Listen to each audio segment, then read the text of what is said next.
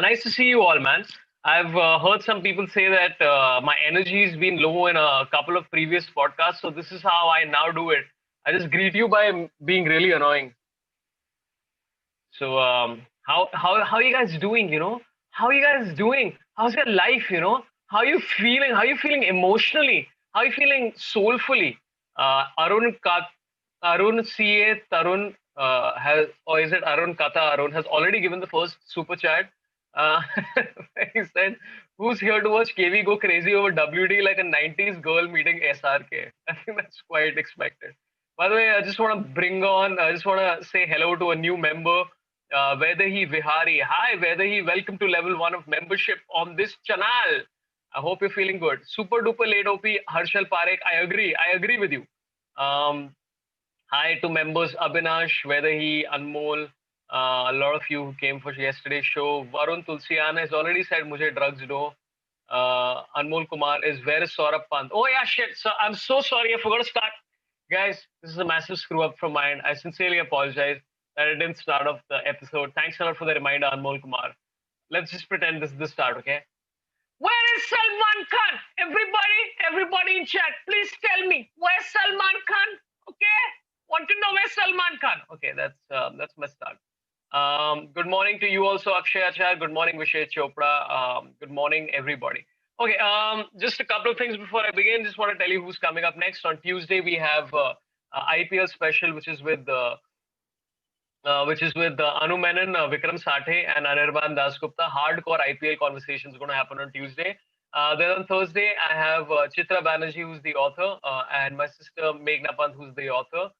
Hashtag nepotism. And Vivek Tajuja, who's also an author but not my sister. I have to reiterate that each time. That's happening at 10 o'clock on Thursday. Then on Saturday, we have, what do we have? What do we have on Saturday? Oh, I think JB Koe is going to come on Saturday, if I'm not mistaken. I need to check up. Prashant Valvekar, welcome to level 1 as well. To you, my friend. Welcome to level 1. Just a couple of things that if you become a level 3 member, you get access to our weekly open mics. The next one's going to be happening tomorrow on Monday at 8 p.m. So that's only for level 3 besties. So you can just check up all the details on the join and all that stuff. Cool. Again, you can support this podcast on InstaMojo and PayPal if you enjoy all the bullshit. Audio is a bit different, says Vipin Nair. Is it? Oh, I think my mic is not turned on. I think you might be correct. Anyway, I will bring on my co-host. No, is it co-host? He's just some guy, Let me give him a proper introduction, okay? He's one of India's most notable actors out there. He's also one of India's most notable actresses. He's starred in movies like Lagan. He was there in Star Wars, The Last Hope. Only Indian star in Star Wars, Last Hope. Also there in Parivar, which is on, I've forgotten which channel, streaming channel. Give it up for Mr. Kumar Varun. Kumar! Hi, Kumar! It's on Hotstar. Hotstar. It's on Hotstar. All episodes are free. Please go and watch. It's free or what? Yes, it's free. You don't need any subscription. Please go to Hotstar and watch Parivar and watch me play Bablu. Your timing on picking up your haldi doodh after saying Bablu could not have been more precise. Everything is planned. Everything is planned in life. People think everything is spontaneous. No, brothers. Everything. Your sound changed midway. Like someone said your sound is not fine. Then you changed and then it became slightly more feeble. Oh wait, I think my audio is it better now? Is it Slightly. any better? What the hell is wrong with my new thing is not working properly. One second. Is it better now? Now it's fine? Yeah. Now it's fine. I think the wire was loose. Oh. The wire was loose like my morals. The wire was loose, unlike insert any media house. I don't want to take any name. Everybody can hear my audio now. Everything's fine. Yes. Yeah, okay. Just I'll ask this thing also. Okay, by the way, just to tell you, Sorabh's sound volume is on. I think it's fine now. Sorabh, audio low.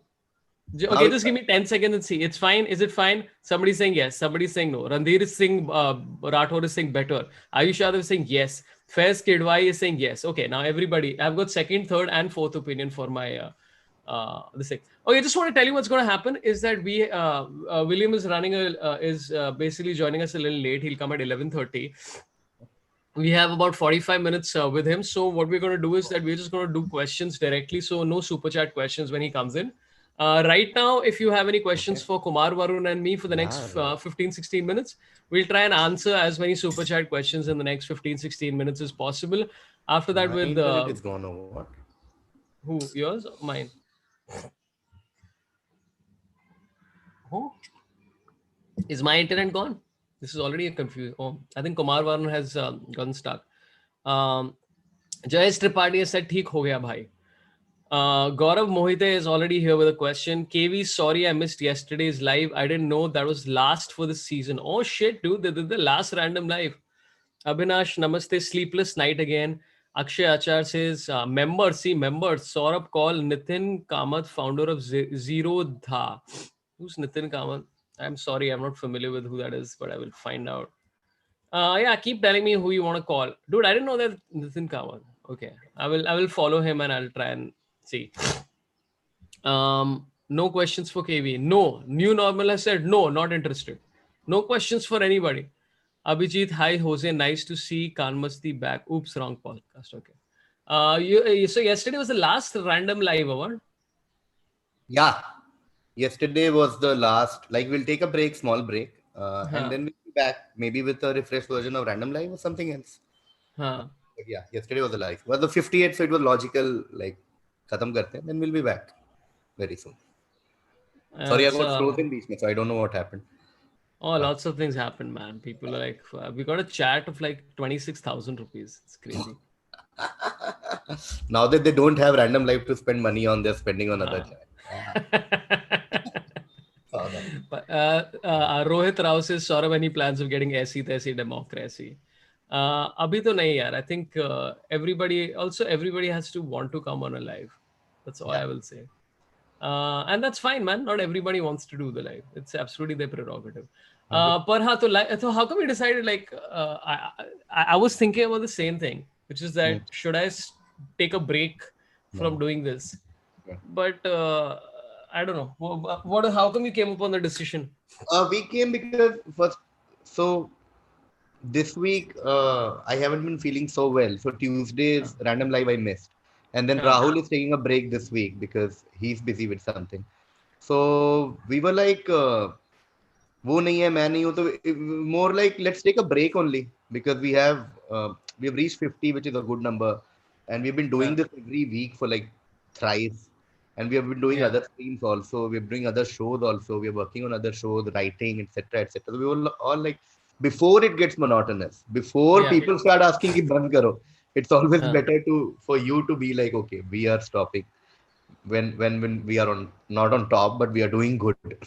So it's always good to stop then. That's why we thought we'll stop. Maybe a week, two, we don't know. We'll be back. We don't know. yeah. So I mean, it's all a lie. This wasn't your last episode. It's just Kumar Varun is just trying to mislead the audience. He'll be back in 2 weeks. It's all bullshit. It's all like trying to get attention and all. It's not. Nothing is happening. No, no. Uh, Yeah, that's true. There are a lot of comedians who are yet to come. There are a lot of comedians who want to come back soon. yeah. So we have to bring them back in some way, if not random life. Awesome. Indranil Gokhale, you're asking us a question, but as I said, we can't take any questions for Dalrymple because we have too many of our own and we have very little time with him. Hmm. Indranil's question is, what's your opinion on Chhatrapati Shivaji? Not only as a great general, but also as one of the best administrators the world has ever seen. Why do Western historians not talk about Hindu kings but eulogize invaders? I think this question's been asked quite a lot, no? Yeah, yeah. There is, You're a well-read person. there is no doubt about the legacy of Chhatrapati Shivaji Maharaj in terms of not just his like he 100% rightly said, not just as a warrior, as an admiral, but also as an icon of not just Maharashtra and Maratha pride, but Indian pride Yeah, overall. In the yeah, sense that he had a massive empire. Maratha empire was huge, by the way, yeah, which is something that I often wonder about, and that's a topic whether we discuss it with William or with someone else, but that's a topic worth pondering on. It's a yeah. great question, is what I would like to say, and I'm not qualified enough to answer. I'll But tell you what. I'll just keep it on the side, and we'll try and I'll just yeah, copy paste a couple of the questions and yeah, try and yeah. ask I them mean, later. I think yeah, that not makes sense. not just specific to Chhatrapati Shivaji Maharaj, what he the question, like the larger question that's been raised, is something that I find really interesting, as to Okay. how the world looks at our history and who we eulogize, who we glorify, and who we don't. That's a good question to be discussed upon, I think. Yeah, so I think I'll try and add that. Yeah, Awake Micro has said Saurabh got tickets for your October 11th show. Excited, KV. We will miss you and Rahul random live. I have a show on October 11th. Award. Manav, I have a show on October 11th. Award. What is this mystical show on October 11th? Thank you, Avik Micro. Yeah, first of Micro, all, thank you. See, this is, oh man, KV comes in and shows me how to do this, right? He's like, thank you तो बोल दे साले आगे बढ़ने से पहले. immediately Avik Micro ने super chat भेजा है. You're हाँ like, यार पैसा दिया है सही है. so, No, thanks man. So I don't know what my show is. Manav, do I actually have a show on October 11th? Yes. What show do I have on October 11th? I don't even know. some show which is worth watching, and Avik Micro will have fun. He'll be watching one of India's best comedians Oh, on Zoom. So, Avik Micro, you'll have a lot of fun. And thank you for your support during Random Live. I remember your name from Super Chats. Thank you. yeah. Hey man, stop thanking my patrons for your life, man. What is this? I'm What is getting this this already. claiming? Saurabh, try getting Anurag Kashyap. I don't know, man. Saurabh, as you love Visha. Okay, so wait, what is the show? Manav, what is the show? Are you going to tell me? I don't know what the show is, by the way. I'm first discovering that I have a show on October 11th. October 11th is the birthday, Amitabh Bachchan's birthday. That's how I know October 11th. Okay. So we have a show on October 11th, but I don't know what the details are. Okay, but yeah, Avik, I'm looking forward to the show, man. It's going to be great, the show that I just discovered that I'm doing. So thanks a lot for your super chat. Appreciate it. Shubhankar Verma says has given $5 Australian. Thanks a lot, man. This time Again, it this is a history question for us. It's a Malaysia show. It's a Malaysia show. Yeah, we're blocking that. We blocked it. Oh, nice. Oh, I'm doing a Malaysia show in India. Nice. Shubhankar Verma says, "Big fan, guys. Do you think the Nehru hate is fair? Do we give him do we not give him the respect he deserves? Is it fair that his progeny's actions affect his legacy?" Okay, I'll just put this as another question to try and ask there, because I think, you know what? I'm just gonna read two super chats, and then I'm gonna ask Kumar Varun a question about Parivar. Sorry. Wow. Vishal 99 has given 100 rupees, saying, Saurabh, as you love black coffee, like me, try Continental Black Edition coffee. It's really good. You're a good human making people smile. Appreciate it, man. I've tried Continental Black Edition. It's that it comes in the sachet also. A black coffee that I recently discovered, which is an instant coffee, which is really good, is Levista, which is also some, I think it's from Trivandrum or something. It's a genuinely nice instant coffee. I'm actually drinking it right now, along with Sleepy Owl coffee bags. I don't know why I'm advertising people right now, but really nice coffee that is. But thanks for the suggestion, man, Vishal. Indranil Gokhale, again, $5. Big fan. I always do super chats, sometimes multiple. Multiple super chat. do you even get super chat? I'm making sex jokes. Okay, so big fan. I always do super chats, sometimes multiple. PS, you do an amazing job at the rate Saurapan. Thanks a lot, man. Indranil, you're a nice guy. Become a member, man. You'll get a lot of other stuff. So yeah, I want to talk to Kumar Varun for a second. Okay, Soul Nirbhar has given rupees 100. Love you guys, heart. I have a guest suggestion. Please bring Kanan Gopinath. Okay, I just want to tell you how we're going to run the super chat going forward. Right now, we've got a couple of questions in any case, and KV and me have a bunch of questions ourselves. If possible, I'll try and take questions, but don't hold it against me. If you're enjoying the conversation and you want to give super chat just to compliment and all, that's perfectly fine. Okay, KV, I have a question. Parivar, okay? यार मैं poster देखा, the cast is ridiculous, man. The cast is insane. I mean, you have Yashpal Sharma, Vijay Raj, Ranveer Suri, Gajraj Rao, and then of course Abhishek Banerjee, Nidhi Singh, you have Anurita Jha, Sadia Siddiqui. I was on the set. I could not believe what was happening. Like during reading and all, I was like I was like, you know how I fanboy, so you can just imagine fanboy in person. Like I was on set and I'm like, yaar, ye lakha hai. Lakh इसने catch छोड़ा था, फिर बाद में आके catch लिया था, मैं उसके साथ शूट कर रहा हूँ, you know what I mean. I am seeing Vijay Raj in person, is like क्या भाई रोल कब करोगे कैमरा, लाइक अरे यार विजय राज के साथ बैठा हो यार। It was a fanboying moment, but also a lot to learn. These are all veterans, Sorab. Like we've all done YouTube sketches with like fellow comedians and all, ऐसा fun करके shoot कर रहे हैं. And one day you just land up and you're like Gajraj Rao. He was there in Bandit Queen, there in Dil Se, talking about 90s. Vijay Raj run ka, like we used to, उसका पूरा clip used to be a viral clip back in my engineering days. His entire कौवा biryani and everything. अरे छोटी गंगा बोल के इसमें कुदा दी इस गंदे नाले में, वो सब रटा हुआ है.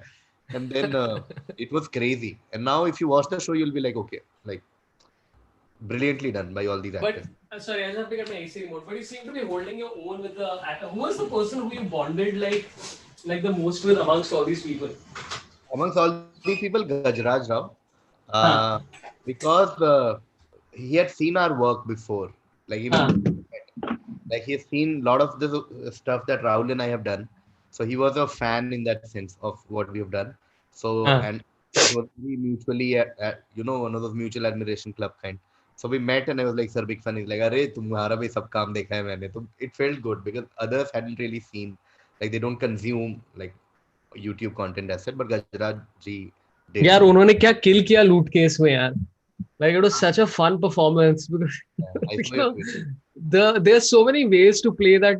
ये दो characters जो लोगों ने बहुत बार play किए हुए हैं, which is that one is the Don or whatever, and the second is the corrupt politician guy, right? But there's so many ways to play it, and I mean, obviously there's credit to the script writers and all, but he just played it so interestingly. About Loot Case, I really thoroughly enjoyed. उसमें भी Gajraj, by the way, a lot of similar cast. I remember. Because they were discussing Loot Case when we were shooting. That they had just dubbed for Loot Case or something. Ranveer Shori, Vijay Raj, Gajraj Rao, I think all three of them are there in Loot Case. So yeah, I was actually going to start because it seems like one of those shows where जो मतलब अभी ज़्यादा बनते नहीं है. Like right now, it's become a lot of about the darkness and blah blah blah. This just seemed like a fun, silly show. Yes.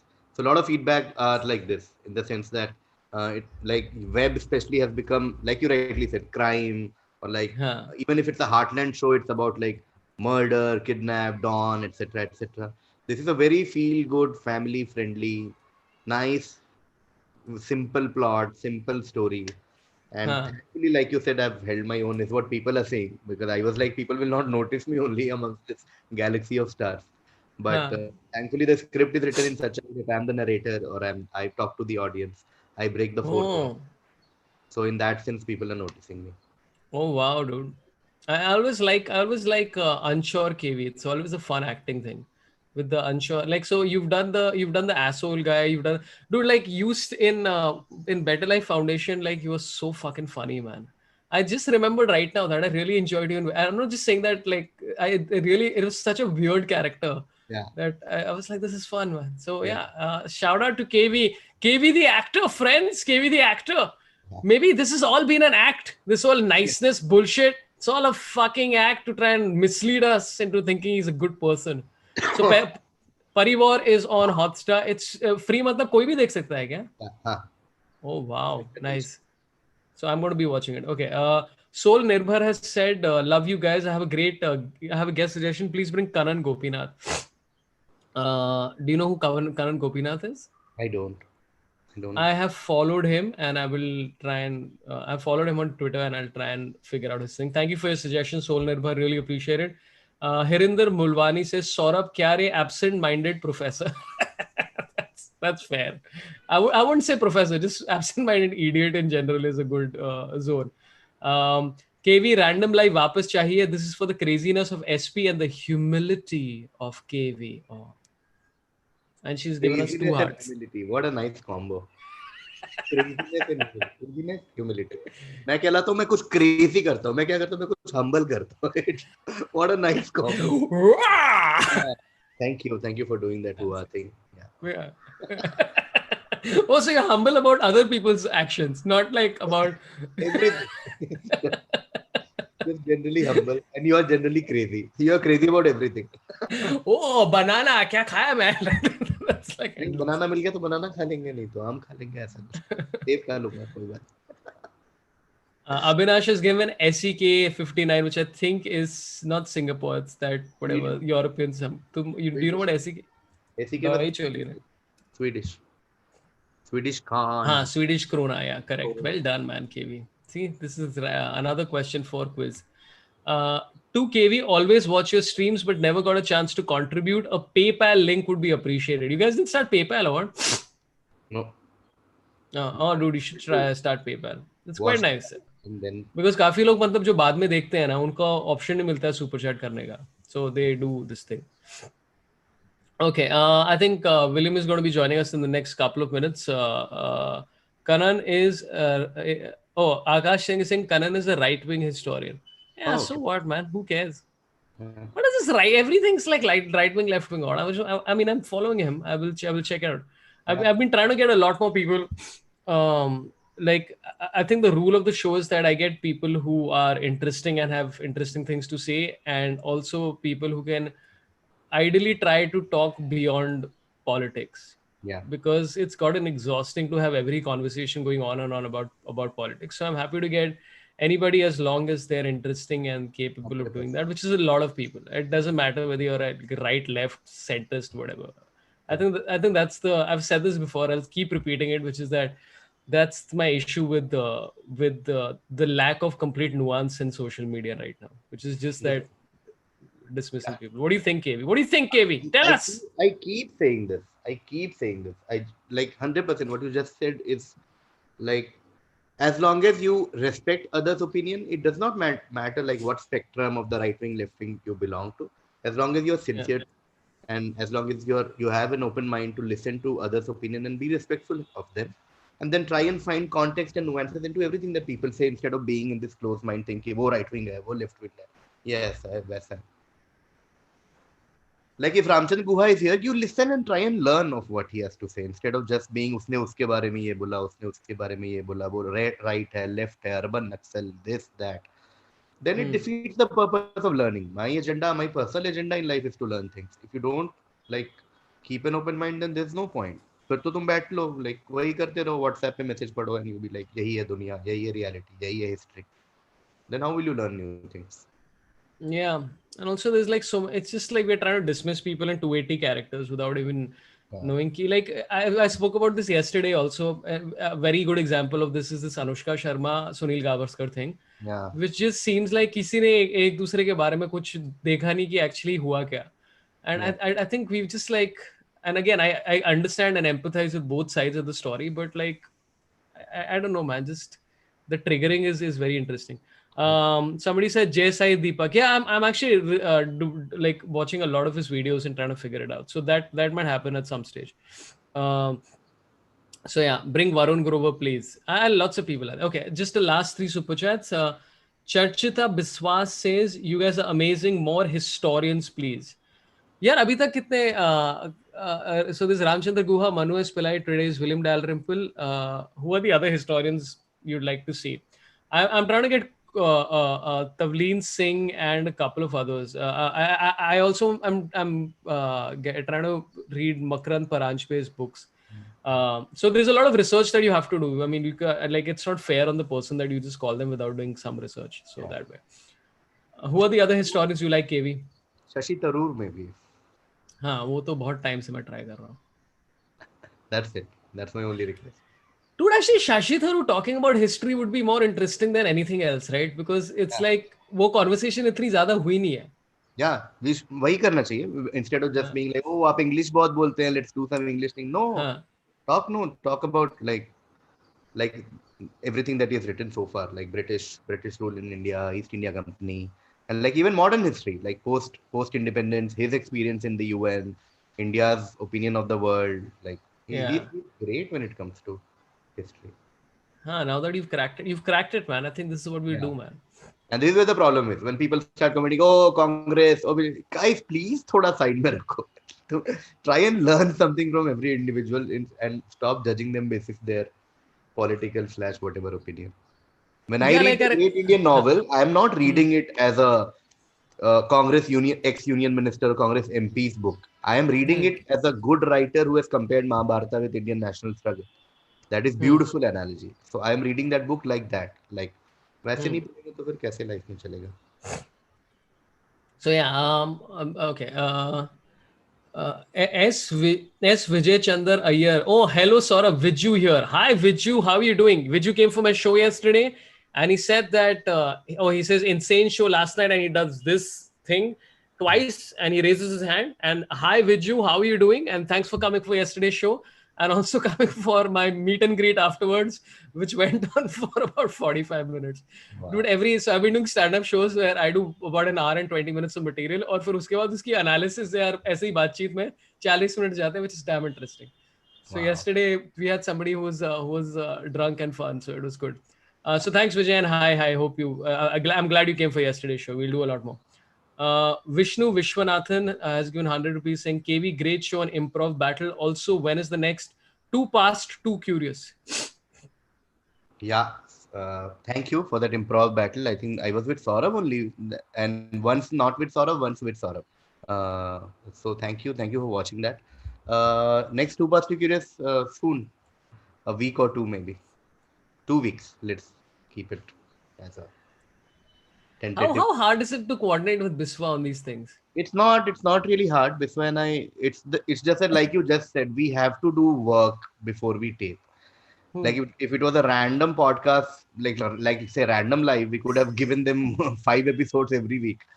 But then we have to actually read stuff, and this is not something like you have to take out time every day and then read about these things before we tape, because we want to give good content to people instead of just rambling about things that we don't really know. And that is why two perspectives takes time. Otherwise, before and I, तो मतलब Yeah, but I mean the research is very interesting, man. It's like to try and like do like I remember like so with Makrand Paranjpe is a good example. I hadn't heard honestly about him since till a lot of people mentioned him in the comments, and so now I've placed the order for his book on Swami Vivekanand. And again, I mean, again, what an interesting story with that he had. That I'm constantly fascinated by that religion. क्या था यार? The World Religion Congress. What is it called? Chicago, 1892. Yeah. It was called Congress of World Religion or something like that. But like he Like, was, yeah. what an interesting concept, right? Which is the Congress of World Religions. Yeah. अभी भी चालू है. I did some research and found out that अभी भी it's happening, but it's not happening in the scale that it did.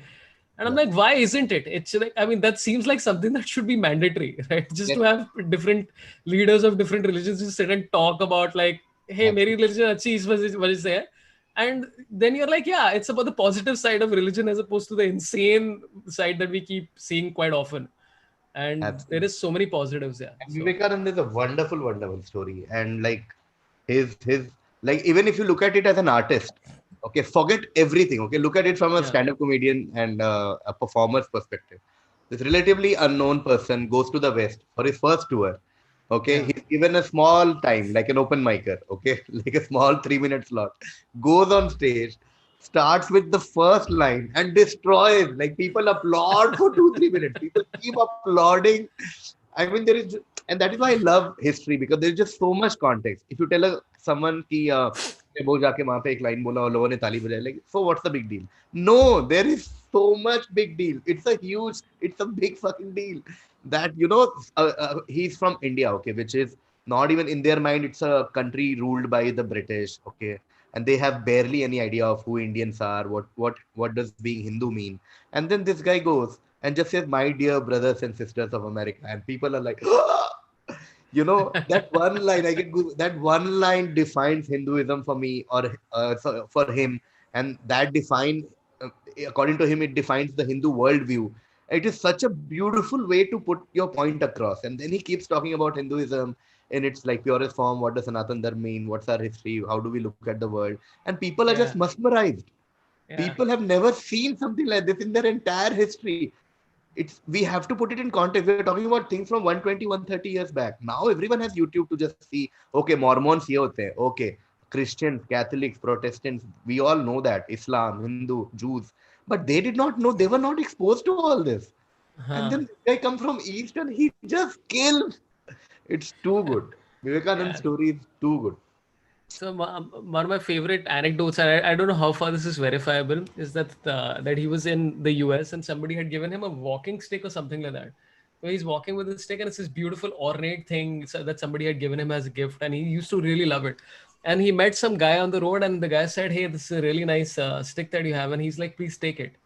And he's like, "Wait, what?" He's like, "Yeah, because from a karmic POV, if you wanted this stick, if you've complimented," and if the guy was very effusive, he's like, "Then it's for your own karma that you need to keep it."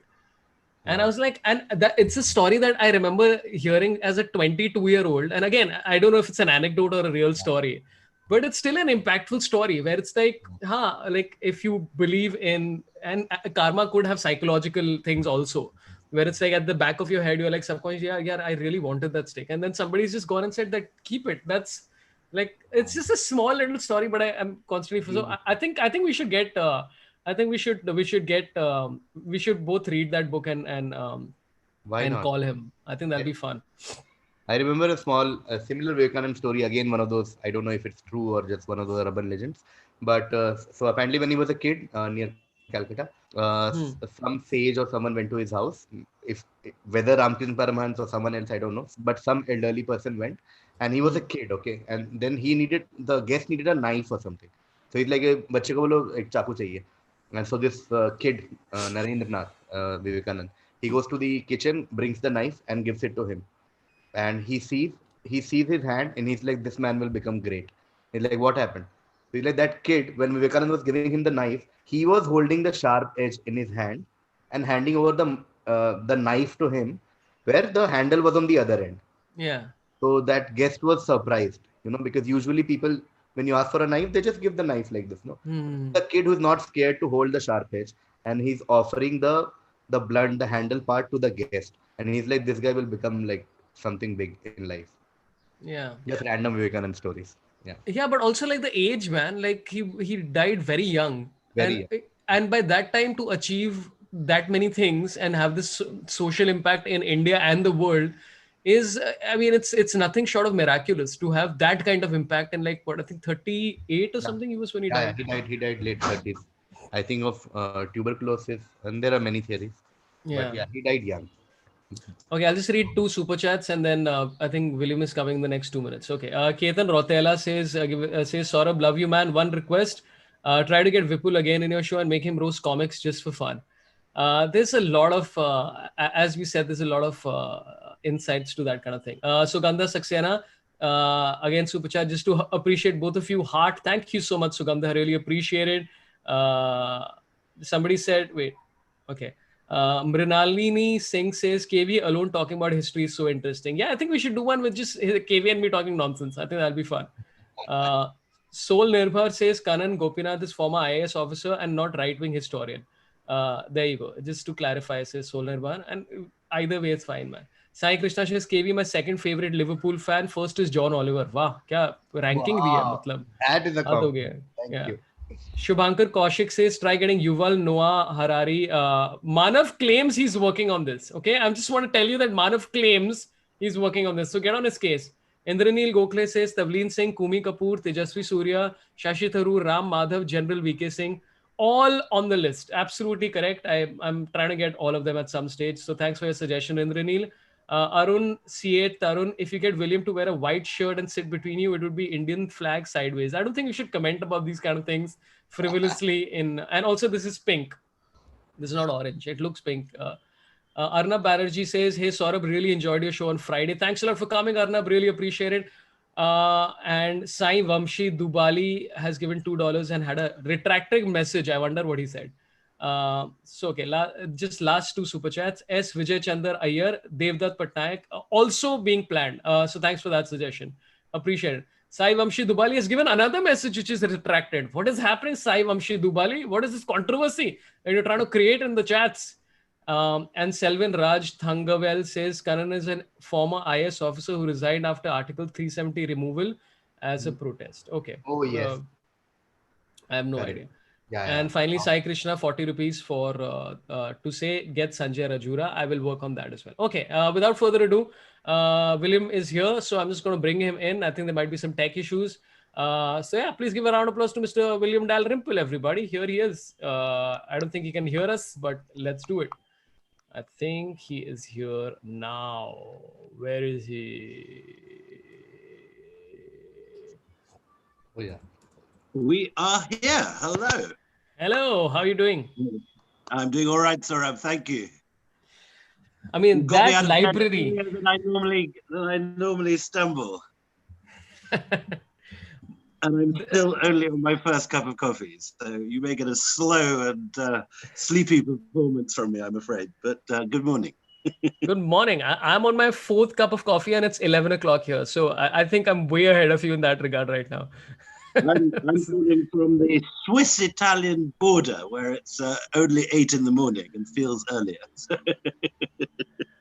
By the way, I've had a lot of people with libraries behind them, and that is easily the winner of the most impressive library I've ever seen. I wish I could claim it for myself, but it's a writer's retreat on Lake Como, where I'm currently holing up and Awesome. writing.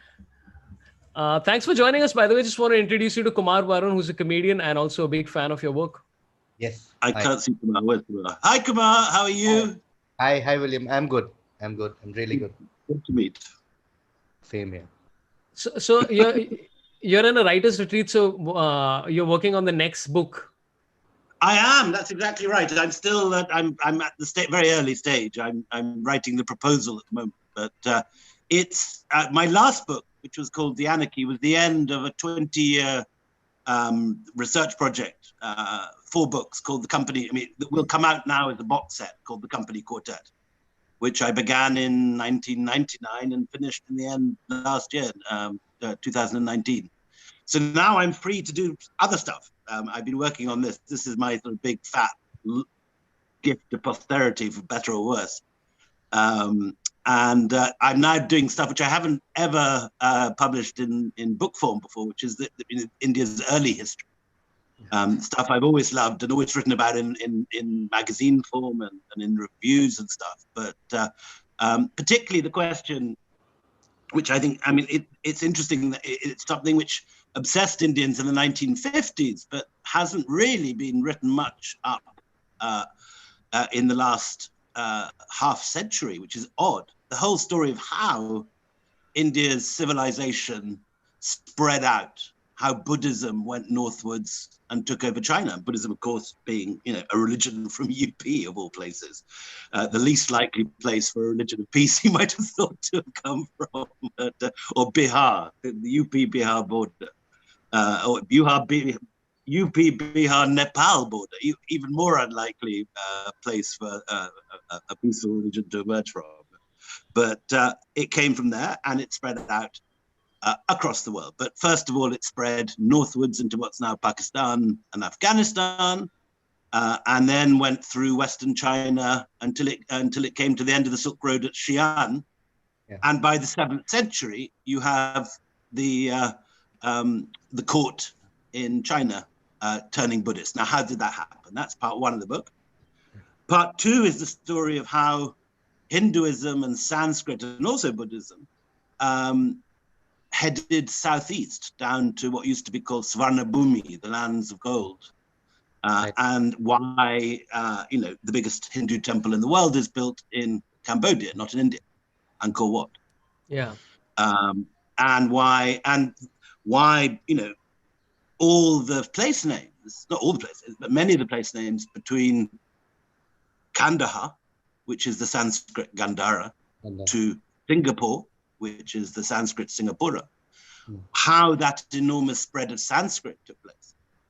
And then finally, the third part is the bit that I'm least qualified to write because I initially failed my maths O-level, but the story of how Indian numbers and Indian mathematics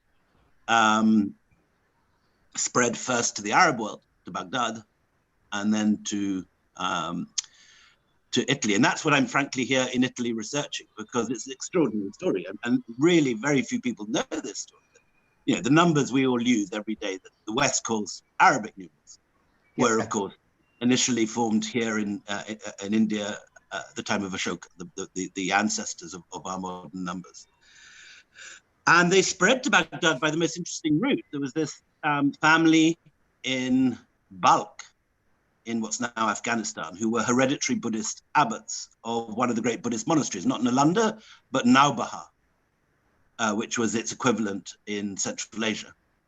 And these guys converted to Islam in 664 when the first Arab armies, the very first Arab armies, the first expansion of Islam, reached Afghanistan. And one of their kids who'd studied in Srinagar and learnt Aryabhata's and Brahmagupta's mathematics and also Ayurveda and all these sort of things in the university, the great Buddhist university in Srinagar, this guy was sent as a hostage to the center of the Arab world, to Rasafa, which is near where ISIS were based in the back end of Syria, right in the deserts.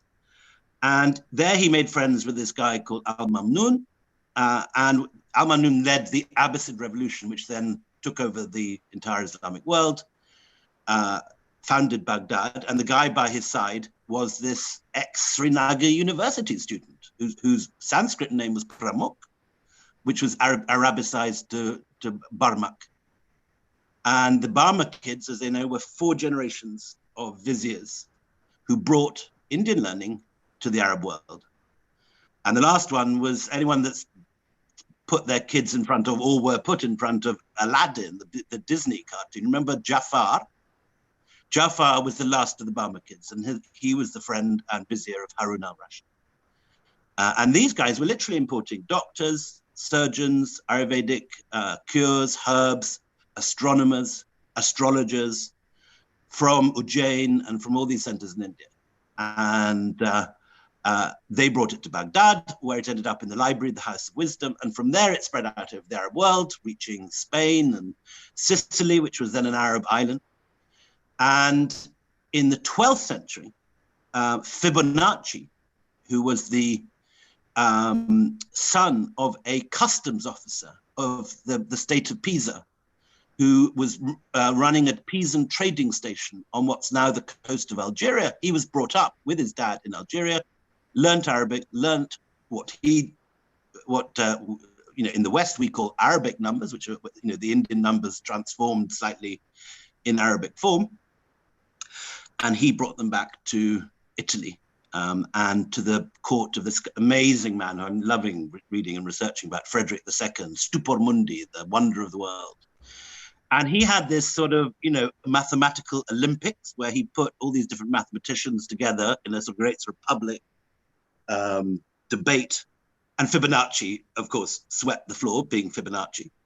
And that is how Indian numbers ended up on the keyboard in front of you. So the amazing thing is, people know bits and pieces of this story in different places, but it's never been brought together as the story of how Indian civilization took over the world. And a lot of it happened later. A lot of people think that the great high point of Indian civilization was way back in the mists of antiquity, but actually a lot of this stuff is spreading outwards relatively late. And the year 664 keeps coming back into my research. 664 is the year that Buddhism becomes the state religion of China. Certainly that decade. 664 is the period when the Pallava monarchs in what's now Kanchipuram and Mahabalipuram are sending out fleets into the Southeast Asia, Javanabhumi. They're also conquering Sri Lanka. And 664 is the year the Arabs reach Balkh, and the Barmakids convert to Islam and begin this transference. So I'm just having a ball researching all this stuff. I love the 18th century and the stuff I've been researching the last 20 years, but it's like, when you've been on, what it's like when you've been on any subject for a week or two. I've been on it for 20 years. Please, to be let out of my box. 664 is also what Dhoni does in the last over of a T20. I just wanted to get that joke out there for absolutely no reason. 664 is the last. Is Dhoni in the last 3 balls of a T20 match? That's just needless information. But it's so interesting that you mentioned this, that you've been working on this book since 1999. And I remember reading Age of Kali. And I remember even in that you'd said that you'd been working on that particular book for 10 years. And Age of Kali is very different. Age of Kali is a collection of magazine pieces. when I first came to India, I was a foreign correspondent, and well, it was not when I first came to India. I was just a backpacker. But when I first settled in India, and that was Age of Kali was a collection of old cuttings from that period.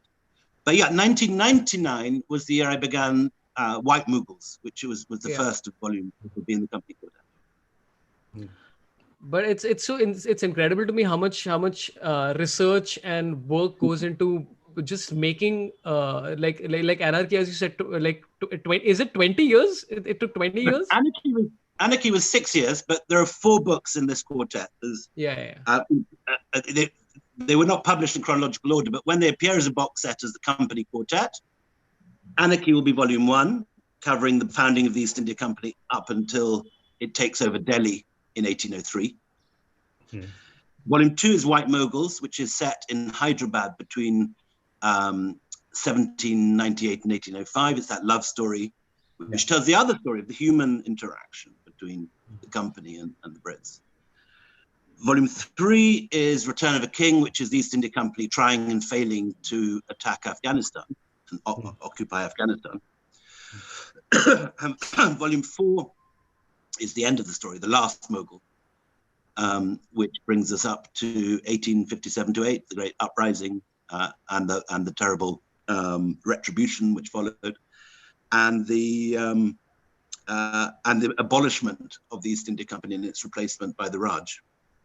Everyone always bangs on about the Raj. I mean, you get the all the imagination about the British India is really around Kipling and Curzon and all those guys in solo topis and empire shorts and all those pictures of people, with swagger sticks and all that. But in fact, the Raj only lasted 90 years. It lasted from 1858 to 1947. It's a blink in the eye of Indian history.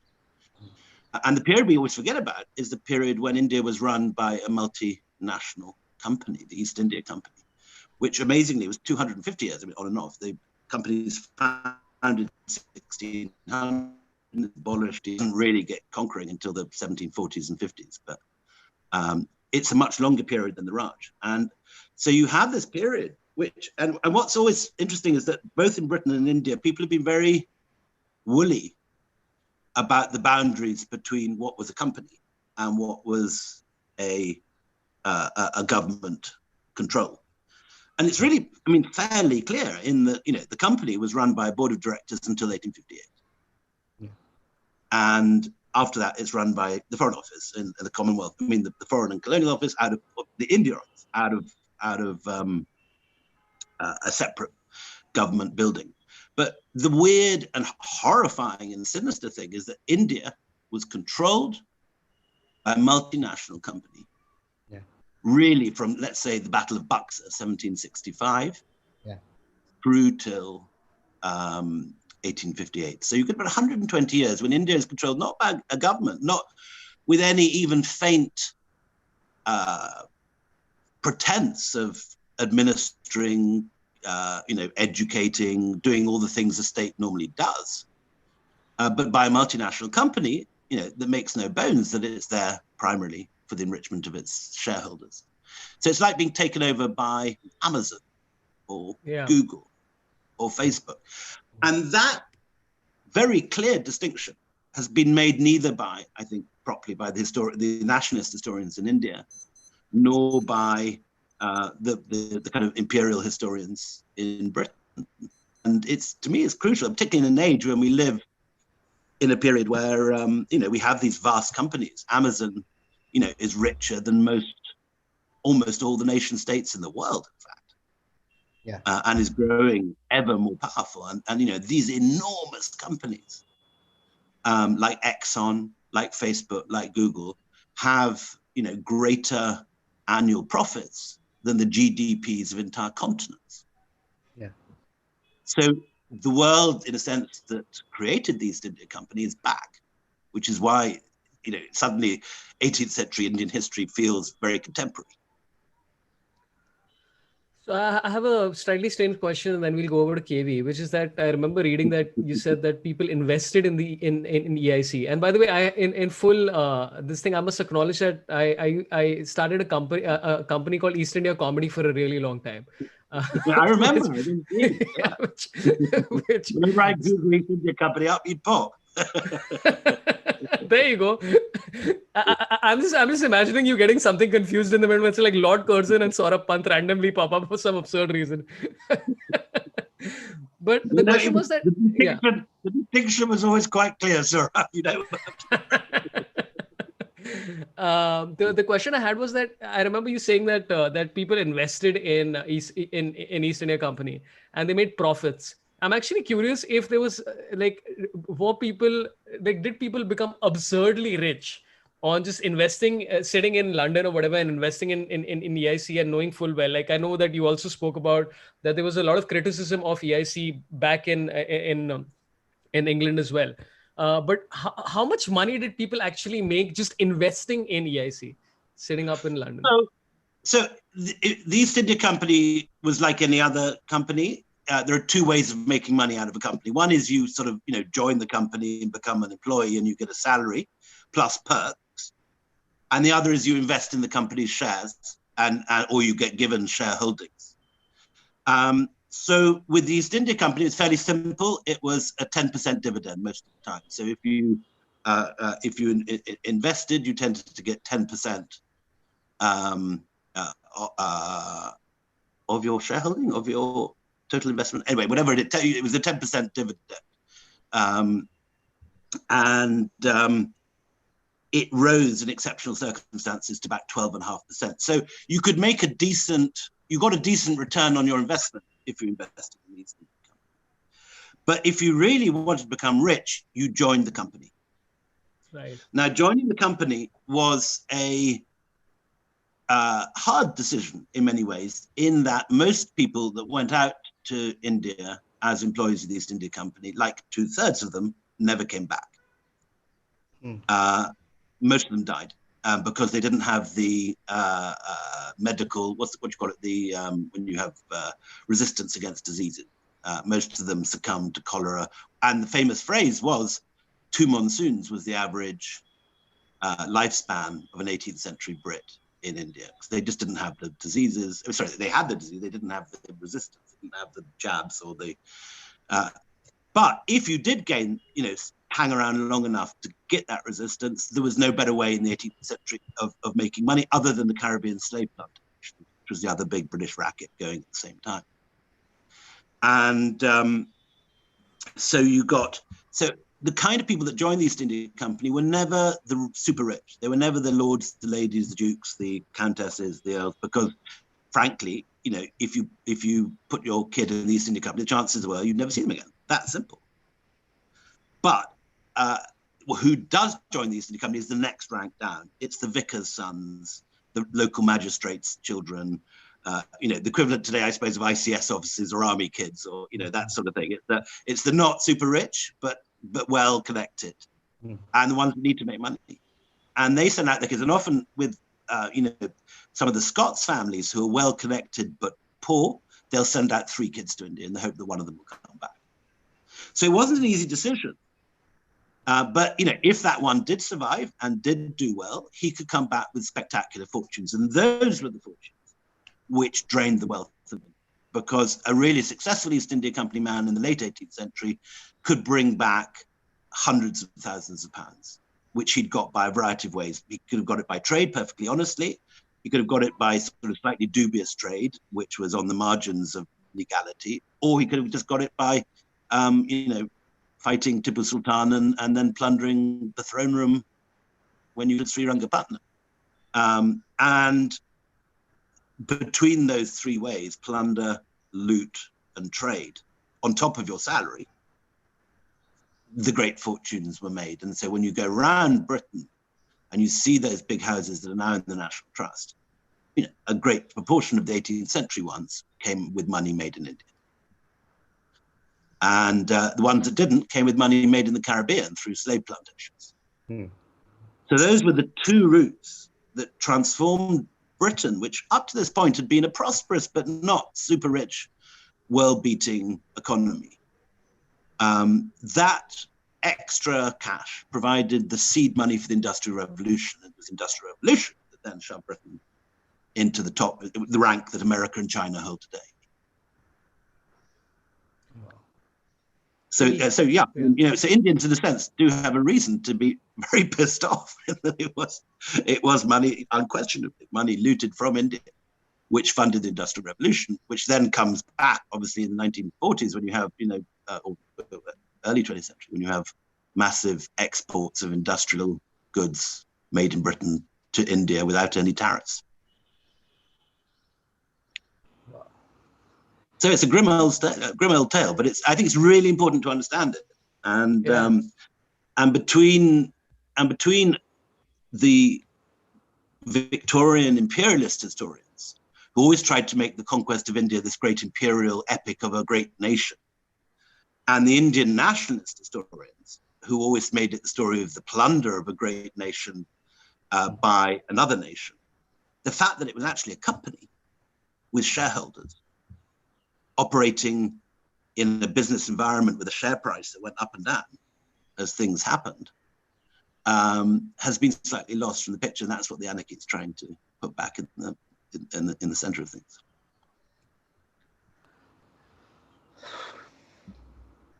KV, go ahead. Yeah. I have just everything that he's been saying. I've been thinking what to react, what to say. So I'll start from You've got your library behind you too. I'm just seeing, and I see that all sorts of familiar spines here. V.S. Naipaul, I can see. Amitav Ghosh. Yeah. And I'm sure familiar.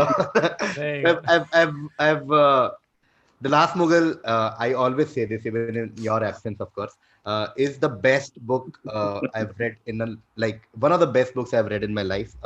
Anytime someone asks me for a book reco about Delhi or about Mughals or about the Mughal Empire or about 19th century India, I always recommend this book to them. Thank you. And that is why I'm so glad. And that I did not know of your upcoming project. So that's why I'm so glad that you're working on the things that you said, because I'm sure that will be an exhaustive book about the era that you said. The reason I'm more glad is because of late, especially in the last few years, there has been a lot of discussion about Indian history, Indian past, what is rightfully Indian, what is India's position in the world, what is the Hindu history, the pre-Vedic history, etc., etc., etc.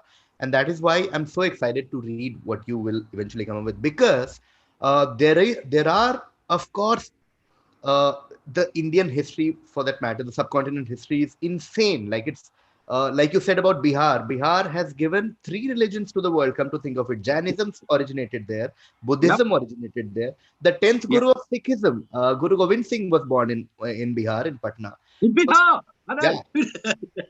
So it's almost like the Greek had like. Laluism count as a religion yet? Probably not. I hope not. Yeah. That's not ancient, but it gave. So there is a lot of legacy. Yeah, it's not a religion. The religion of Lalu Prasad Yadav. Yeah, and people know it with like. A joke. I'll give up. People look at UP and BR in different lens now, but there is legacy, there is history, but a lot of these email forwards, WhatsApp forwards, and just all of these have combined in the last few years, and there is some sort of an uncertainty of who we are, who we were, and there are just too many different schools of thought. For example, people make fun of things like plastic surgery in Indian history, and people say, "Hey, Ganesha was the first." So there are jokes and there are controversies. Say it clearly. Say it clearly. No, there are jokes about it. Yeah, but there is. Who says plastic surgery? Anyway. Yeah, but there are legit, for example, proof of some early medical advances that Indians had in 200 BC, 100 BC, long time. Like you talked about Brahmagupta, you talked about a lot of historians, etc. So I'm so glad that you will be covering all this. Secondly, the thing that you covered about the spread of some of our things to Southeast Asia. I went to Angkor Wat last to last year, and it's one of the most amazing feeling you will ever get, especially if you're from India, because it just adds a lot of context. You go to the world's biggest temple complex, and you know that this is dedicated to Vishnu. You see something and you're like, oh, this is the Samudra Manthan. It blows your mind. And there's the churning of the ocean, there's the Ramayana, there's the Mahabharata. Yeah. The stories of Ramayana, Mahabharata. You go to Bangkok airport and you see the churning of the ocean. The airport is called Swarnabhumi Airport. The title of a Thai king is Rama. the ancient capital of Thailand is Ayodhya. Ayodhya. Yeah, there are just so many imprints of our culture there, but we don't know it, or sometimes we just look at it from a very different lens, and that's why I So want. Yeah. This is the reason, absolutely, one of the reasons for writing this. I mean, the prime reason for writing it is it's just an extraordinary story. Yeah. But an additional reason for writing it is that I think, it's people don't know this stuff. And in the absence of actually knowing the facts, there's a whole lot of bonkers stuff out there, which is not factual, which is not. So, you get right, the WhatsApp forwards saying India invented the internet in 5000 BC, and there were helicopters in the Mahabharata and nuclear bombs and all the rest of it. The real stuff that you can prove with documents and with archaeology is so amazing. You don't need to make any of that stuff up. Yes. The story of how zero was invented in India, the way that Indian mathematics was the first to really get the hang of, well, again, you have to be quite specific. It wasn't zero that was invented. There was a placeholder in Babylonian mathematics, which was just keeping a place. But the idea that zero was a numeral that had its own laws is Brahmagupta sitting in Mount Abu, sitting in Rajasthan of all places. Again, not a place one associates today with sort of massive intellectual brilliance.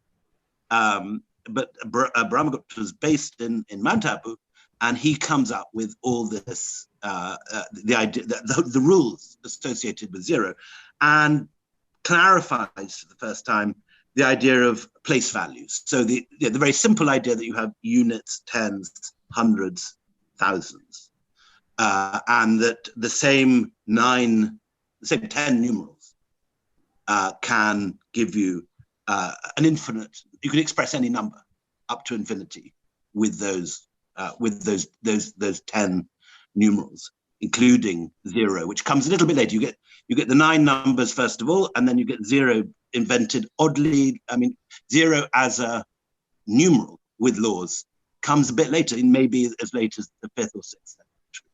But then it becomes 10 numbers, and that is what's exported to the Arab world, where the people who bring it are these Central Asian Buddhists who are within the early Arab empire, because as we know, the first Islamic conquest get as far as really Karachi, then up the Indus, and enclose most of Afghanistan. And so in that initial conquest, which happens in the 7th century, you get a whole bunch of people that read Sanskrit, whose academic language is Sanskrit. Many of them are Buddhists. There's a huge Buddhist civilization still surviving in Central Asia and Afghanistan. And those are the guys that take Indian mathematics with the place value, with the zero, and they bring that to Baghdad, and from there it comes to the West 600 years later, in the 12th century. And so I say that, you're right, that this is stuff every Indian should know. Yes. But as it is, it's got the kind of Indians half know it in a kind of WhatsApp forwardy sort of way, that often has a very strong nationalistic tinge, as an angry Hanuman image at the top of it, and we did this. And the real story is so fascinating and so extraordinary. The stuff that Indians actually did come up. Yes. There isn't internet in 5 million BC or any of the kind of stuff you often receive on WhatsApp. The real stuff is so extraordinary. Sometimes a bit later, and often what's interesting is it's Indians working with other technologies. Let me say what I mean. So again, in the nationalist WhatsApp forward version of this, it's Indian genius doing it on its own. In fact, like today, India is part of the world. Ideas are coming backwards and forwards, traders are coming backwards and forwards. And so a lot of the stuff that, Brahmagupta's working with hasn't developed in India. So the signs of the zodiac, for example, came from Greece and Babylon. Yeah. The idea of zero just as a placeholder, but not as a number, is something that's developed in Mesopotamia. Yeah. But India is part of the world. It's exchanging, like today, it's exchanging ideas. Ideas are coming in, ideas are coming out, and they develop these ideas and come up with new and brilliant ideas. Yeah. And then, and this is equally important, those ideas get developed later in Baghdad. So, the stuff that, for example, Al-Khwarizmi is coming up with. This is the guy whose name, when turned into Latin by European translators later, gives us the word algorithm. Yeah. Al-Khwarizm becomes algorithmus in Latin, and then modern English algorithm. Yeah. So a lot of the stuff that Al-Khwarizmi is, he's taking Brahmagupta's ideas, he's engaging with it. Some of it is translation. In other words, taking, just converting Brahmagupta into a new language, but some of it is new. And particularly Al-Khwarizmi has a clarity, because very interestingly, a lot of the early Indian mathematics is written in poetry. So it can be rote learned. You know how still today in India, there's this big rote learning thing at school. Yeah. So in the early centuries, a lot of the stuff, the mathematical laws were written in poetry so that it could be learnt by heart and recited. But while that meant these things could be learnt very easily in class, it often meant they were quite obscurely phrased. Yeah. And what Al-Khwarizmi does is he takes these complicated Sanskrit poetry laws of mathematics and he converts it into really clear prose. And that's, in a sense, what unleashes the power of these ideas over a much wider area. So, it's really important and fascinating to see what India takes in and transforms, what it gives out and is then transformed, and to look at it as you would any other thing, rationally, with evidence, and to take it out of the WhatsApp forward thing with a big Indian flag on the top and an angry Hanuman, and to try and actually rationally evaluate, what the Indian contribution is, and the Indian contribution is enormous. Absolutely crucial and vast, but you don't improve the case in a sense by sort of wrapping it in a nationalistic flag and thumping your chest and you know what I'm talking about. Yeah. This is KV, sorry, just before you take a question, about 1,500 people watching. Just want to tell everybody, please like the stream, and if you're new to the channel, please subscribe. And we have a lot of super chats. Just want to say that we won't be able to get to the super chats. I think after William leaves, KV and we will try and acknowledge a bunch of them. So yeah, just keeping everybody in the loop who's watching right now. And yes, KV, please continue. Sorry for the interruption. No, I was just reacting because what William said is exactly my point. I don't want my legacy to be hijacked by people, because I know my legacy has enough facts and enough truth to and more. Stand on its own. It's extraordinary. Yeah. Exactly. Yeah. So it's and in a sense, it always amazes me how no one has really sort of told this story, and you get a lot of attack from the right, saying how the nationalist historians have distorted history. My complaint with that generation of nationalist historians is that they failed to interest the people in India in history enough. People were bored in history classes, and literally I say that 75% of the fan mail I receive from Indian writers starts with the same sentence: "I hated history at school, but." And this stuff, you don't need to add masala to make it interesting. The Indian history, a lot of it is so gripping and so extraordinary and so full of its own masala that all you need is to serve it cold, and it's still, I don't. But I think the nationalists, although many of them were great academic historians, did not have the gift. I'm talking about the Nehruvian generation, Irfan Habib, Romola Thapa, and so on, the guys who are now under attack from the right. My main complaint about them is that is in a sense that their inability to put this in a exciting, accessible way, and failing to encourage a habit of reading history in your ordinary middle class. So when I first came to India, there was, you had the Indian novelists who were winning every prize all over the world. You had Rushdie, Ghosh, Vikram Seth, then Arundhati Roy, then Aravind Gita, then Kiran Desai. Everyone, there was no question that the Indian fiction first 11 was the world-beating team. Yeah. But there was not an equivalent team in non-fiction. And very few Indians have won major international prizes in non-fiction. A few have been shortlisted, and Ram Gua, for example, Samant Subramaniam has done very, very well. But it's a strikingly different picture, the success of Indian fiction. Even this year, Avni Doshi on the shortlist of the Booker. And the relatively sparse pickings won on in the big prizes, the big international prizes in non-fiction.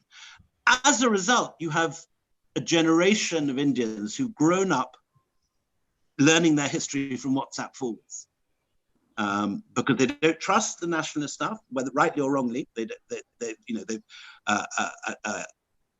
Impression has been created out there now that generation of historians were flawed, that they were giving a Nehruvian and biased version of history. I don't agree with that, but that's certainly a widely.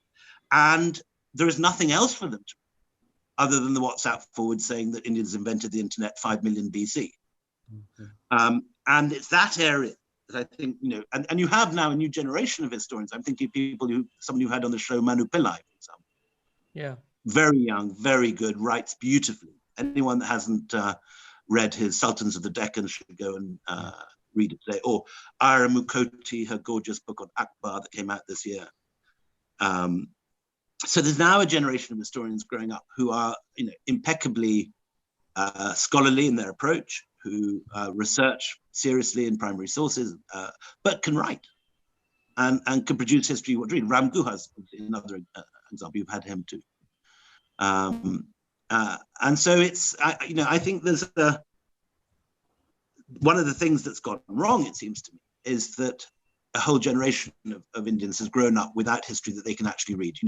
The same people who would love an Arundhati Roy or an Amitabh Ghosh, difficult, serious fiction, have not been fed an equivalent diet in history or biography of serious, difficult nonfiction. By the way, just to mention that, we're talking about prizes right now, which is that you've been shortlisted for the world's biggest history prize, which is the Kandil Prize. And it's like the history booker and worth some $75,000. So, that's like, I hope you win.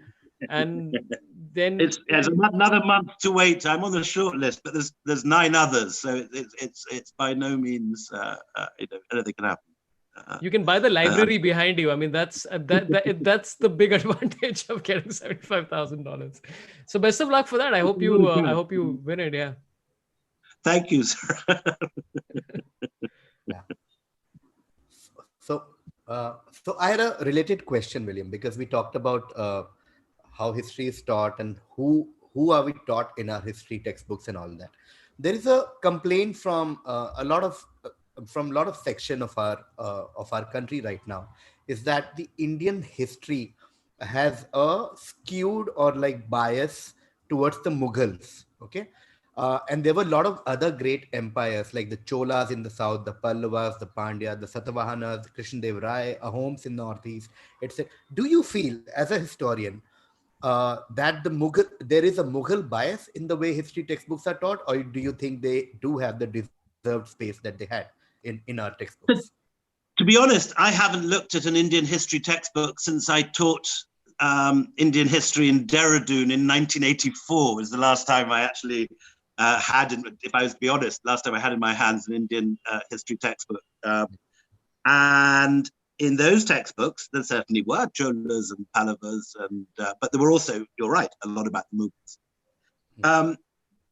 So I'm not sure about the textbooks, but what I can answer the question is that there has certainly always been in Indian history writing a bias towards North India. And that's true. It's also true, for example, of the Mauryas, of the Guptas. Yes. And it's true of the Mughals. Yeah. What you get far less written until recently about the Deccan, about South India, and the Cholas and the Pallavas are astonishing in artistic terms. very few, if you think of people when they go on holiday, they go to Goa or they go to Rajasthan, very few people go around the amazing Pallava monuments in Kanchipuram, for example. Who goes to Kanchipuram for their holiday? They go and buy their silk saris there, but they don't look at the extraordinary temples there. There's one temple in Kanchipuram, which is not the great big 18th century temple in the central town, but at the back, it's an ASI monument. It's not an active temple. Where there's an entire dynastic frieze of the rise of the Pallavas. Ditto Tanjore, one of my favorite towns in India, with one of the greatest museums where the greatest Chola bronzes are. But again, how many people actually go there on their holidays? I've never seen anyone say, I'm going off on my holidays to Tanjore. Gorgeous hotel, it's called the Two Rivers or something. It's sitting on the river outside Tanjore, and it's absolutely gorgeous. But again, and there's also this other problem, which I think, really is. We've talked about how Indian historians haven't, in a sense, reached out to a wider public. And to give you an example of that, compare someone like Stephen Greenblatt. Stephen Greenblatt is the greatest Shakespearean in the world. He's professor at Harvard. He wrote a book called The Swerve. And The Swerve was about how the Renaissance began, how Western Europe rediscovered the classics. And he wrote that. He won the Pulitzer, and he was at the top of the New York Times bestseller list for 6 months. Now, name me one Indian academic or historian that has written, in a university context, that has written a book that has won a major prize of nonfiction and stayed at the top of the bestseller list for 6 months. Why are the academics not reaching out and making their research accessible to people in the way that the Harvard historians like Stephen Greenblatt or Maya Jazanov are? But the other thing is museums. And India has some of the great collections of sculpture, of bronzes, of miniatures, but they are so badly neglected in their current form. The Amaravati sculptures, which were from near Guntur on the coast of Andhra, were split in two, and half got sent off to the British Museum, half got sent off to Chennai. Now, the ones at the British Museum have got their own bespoke gallery. Every panel has got a little thing in front of it explaining what it is. It's spotlit. In Chennai, they didn't put them on display for 70 years. They finally got them up to about 2 or 3 years ago, and you can barely. I'm too fat to get between they're so narrowly put together. You can't step back and photograph them because there's a narrow walkway about sort of a foot and a half wide between them. You can't see anything. And this horrible plastic perspex, which is already scratched, blocking you from looking at these things. Tanjore is another example. That museum contains the greatest Chola bronzes in the world, period. Any one of those bronzes at an auction today would go for £500,000. The greatest ones would probably go for 5 or 6 million. They are super masterpieces of world culture, of the standard of the Sistine Chapel, of the highest possible standard. They're in an ASI museum that you pay 1 rupee to get into. They're hidden behind perspex and they're lit by strip lights. Now that if you want to get chest thumping and nationalistic, thump for the revamping of Indian museums into something that you could actually learn about your history. And these are the things that money should be invested in, not sort of vanity projects of vast statues of chief ministers and things that are anyway made in China. We should be seeing the Tanjore Museum could be one of the world's greatest museums without adding a single new piece to the collection. All you need is to light it properly, to explain what's there. And it makes me despair when you see the stuff being neglected. There was a thing in the paper this week that the Calcutta Museum was renovated and many of the pieces were damaged. So it makes me really sad when this country does not teach its history well. It does not display its history well.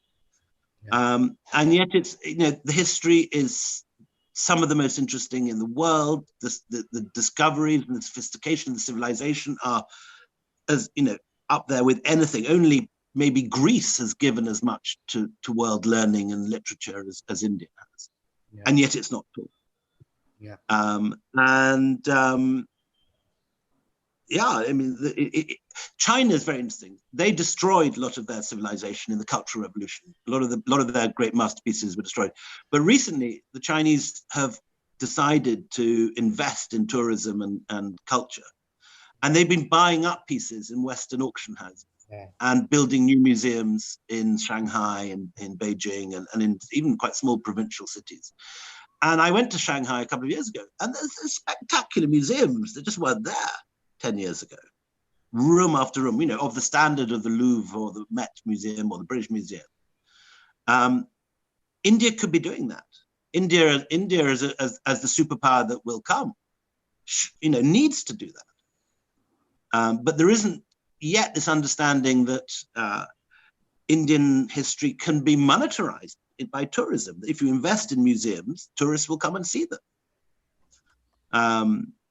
The one state in India that's really invested in its history is Rajasthan, where all those palaces are now done up, and you go to Jodhpur and there's a wonderful museum there that is world class. There are a few other amazing new museums opened in Orissa when I was there last year, oddly. ASI, wonderful site museums in Udaygiri and a few of the other Buddhist sites. And so India can do it. But these should be priorities, and money should be given, not for ridiculous vanity projects. And if you're going to thump your chest and call yourself a proud Indian nationalist, learn your history, invest in your museums, teach your history. Anyway, that's my sermon over. It's a valid sermon, because I remember even traveling through Maharashtra, and you see some of the forts, which are these beautiful, gorgeous forts, which are built so long back. I remember trekking up one of them, and there was a cave which had like paintings on the side. And I remember going to this place, I think in 2009, and then going back in 2013, and the paintings had eroded. And I was like, how is this conceivable that this is part of our entire, and the fact that they built these gorgeous forts way back then and are not maintained is just frustrating as an Indian traveler and an Indian in general. So completely, I think it's an important sermon to have that. Yeah. And this extends beyond monuments to libraries. There are spectacular libraries in India where palm leaf documents are rotting away. 99% of Sanskrit literature has never been translated. Some, I can't remember the figure, but let's say, for the sake of argument, 50% has never even been catalogued, apparently. Yeah. And there's this extraordinary, and just, the state is not giving the resources to this. And yet, when you see other places in Asia, and even somewhere like Nepal, which is much poorer than India in every way, much poorer. Go to the museums in Kathmandu and the Kathmandu Valley. There are spectacular museums there. Go to even, I hate to use the P word, but go to Pakistan, and the museum in Peshawar was recently revamped. I used to go there as a young foreign correspondent covering the Mujahideen and stuff. I went back lately for this new book to go and look at the Gandharan sculpture, these amazing sort of Hellenic Buddhist sculptures from the 1st, 2nd, 3rd, 4th, 5th century AD. And the Peshawar Museum is now, of all places, world-class, with amazing spotlights and really good plaques that actually explain what everything is. There are a few museums like that. For example, the Prince of Wales Museum in Mumbai is a brilliant museum. It's beautiful. Beautifully lit. But that's private, and interestingly, it's privately run. It's not a government museum. It has its own board of trustees. And it's it's not that this country doesn't have the technology. It certainly doesn't have, doesn't lack the nationalistic pride.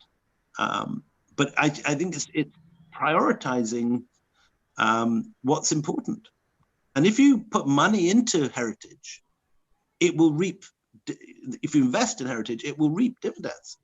At the moment, apparently, India, well, at the moment, no one's got any tourism at all, but apparently India has fewer tourists than Singapore, which is nuts. This is,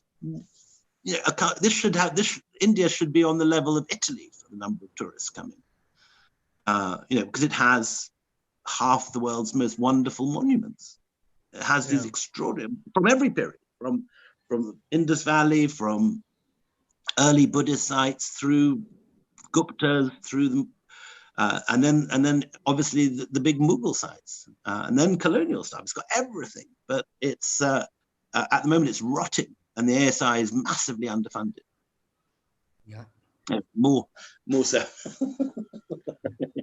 I would Like, yeah, just one last thing I want to say is that hey, like the stream and subscribe. And yeah, one of my favorite sites in the world is Lodi Gardens, because I don't think there's any place in the world that you can be walking in a park and seeing all of this, like an entire dynasty. And I'm like, how is this not incredible? How are more people not visiting it? Like, if I was in Delhi, I'd visit it every day just to be amazed by I used to live all of very it. close to it, and I did used to visit it every day. And it never, it's always find new corners you didn't know about, and amazing little areas with sort of extraordinary little tombs, and I agree with you. It's one of my favorite places. KV, please go ahead. Yeah, I quickly just want, it's just a coincidence that there were 3 points that I wanted to make, and you guys covered 2 of them. One is because I did my engineering, so I spent 4 years in the great city of Tanjore, which is, so I from Delhi, I went to Tanjore, spent 4 years, and whoever is watching this stream should once travel to Tanjore and just go to this place called Brihadeshwara Temple, also colloquially known as Big Temple. It's one of the most magnificent sight you will ever see in your life. And I've been to the museum that William said, and I was surprised, because again, that's my grudge with our Indian education system, that we did not know much about the Cholas. And Rajendran Chola, the first, the second, they were great rulers. The legacy of Cholas, and of course the Pandyas, Pallavas, Cheras, is insane. So I was astounded by the museum at Tanjore, and that, some of the world's most sensuous art. Those Chola bronzes are just, by any standards, if you think of in the West of how the human body has been made beautiful in art, you think of maybe I don't know, Degas' Dancing Girls or Rodin or something, but the Chola bronzes are up there with anything anywhere else in the world, just for expressing in art the beauty of the human body at its best. I mean, they are extra, and the ones in Tanjore are the best there are. Yeah, and that leads me to the second point that Sorabh mentioned. I went to Murud Janjira Fort, which is close to Bombay, and it was it's a beautiful fort. The history is great. It was unconquered for so many years. It has to be one of the greatest legacy of Maratha pride and Maratha army history. Okay, and I went there, and it was so shoddily maintained, for lack of a better word. They took us in a boat, and then at the end they just said, "Yeah, say just jump and go," and we were like, "Isn't this supposed to be maintained?" This is Janjira. Yeah, like there was no Janjira is spectacular, isn't it? Yeah, absolutely spectacular place. Yeah, it's and again, who knows about the black, the African Sultanate of Janjira? There were these Habshi Nawabs who ran it, and then there's history with the Marathas, and did you go to the tombs on the mainland opposite Janjira, little bit south of Janjira town? There are these, again, no one tells you about them, so you can. I went with the wonderful Maratha historian called Uday Kulkarni, who took me to all these places, and he knew about these tombs, and you had to virtually, kind of break in to find the open gates. Most of the gates were welded shut. But spectacular things, and an easy day trip from Mumbai. Anyone could do that. Yeah. And that brings to the irony of how we are so proud of our heritage, but we put no effort where we should actually be putting effort if we are so proud of this. I'll give you another last small example. So I went to Canada last year. Okay, I went to Canada. I went to a place called Halifax in Nova Scotia. Okay, which is the capital of Nova Scotia. Now I go to Halifax, and they have this World War I museum. Okay, and they've recreated trenches. And there's so much pride of Canadians in World War, etc., etc. So I go to the trench, and beautifully done museum. Like you enter, start getting emotional, and it takes you back to the era of the First World War. And then I suddenly realized in middle of the trench that the war never actually happened in Canada. Those trenches were there in Europe. Okay, there was not like on the Canadian land. There was not even like no bullet. The closest they saw World War was a small explosion that happened near the shore. So I was like, this nation, like the Canadian soldiers have fought in the First World War, no doubt, but there was no war in Canada. But they've still created a museum that is giving you a feeling of the First World War in Canada. And I was like, dude, they really know how to, how to sort of like claim legacy, talk about history, make it emotional for people, make it emotional for people to know about the First World War. So I'm sure any Canadian kid who goes there would want to know more about the First World War. And I'm like, so many wars happened in our country and we still don't have enough museums, libraries, monuments to discuss all of this. The model India could follow. I mean, it's the wrong moment to say to hold up anything Chinese as an example, but the Chinese have turned their museum culture around in, I think, 10, 15 years. They just decided they were going to do it. They put a vast sum of money into it, and they started buying stuff back from, Chinese stuff that had been looted over the centuries, and they started buying back, and it's now there. It's no longer in the West, it's back in China. India is a rich nation. There's money there. And, this can be done. This is, if you can send moon missions, you can rebuild your museums, you can buy back your artifacts. And it can be done in a very short period of time. If India put its mind to it, you could have world-class museums in every Indian city in 10 years. It's not rocket science. This is something that's doable. Yeah. I'll just add 30 seconds, Sorabh, because just positive, something positive I want to share.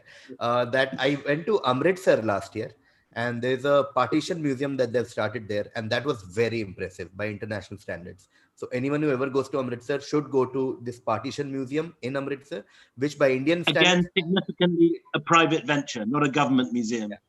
I figured. Yeah. But that's a good benchmark for people who want to see a good museum in India. Guys, I've got to go off and write some history. Yes. Super. I was just going to ask you when you want to leave. Well, thank you so much for your time, William. Again, best of luck for the award, the Kandil Prize, and also you can buy a ton of. There's a lot of books. By the way, it's so interesting that I've been wanting to read your books forever, and over the last 3 months, I have started reading them. I started very late. The joys of lockdown. Yeah, the joy of the lockdown. And so please go out there and read. Anarchy is a very, very interesting book. I'm about 30% into it. I'm like, what is happening? This is insane. And there's a lot of the same in Age of Kali as well, which are the two books that I'm reading simultaneously. So please go out there and pick up books. Anything else, William? Anything you'd like to say before you leave? Anything you'd like No, that's it. Thanks. The other thing we haven't talked about is the Jaipur Literature Festival. Obviously, sadly, suspended as a live event at the moment in COVID. Let's pray it all passes quickly enough and we get back to.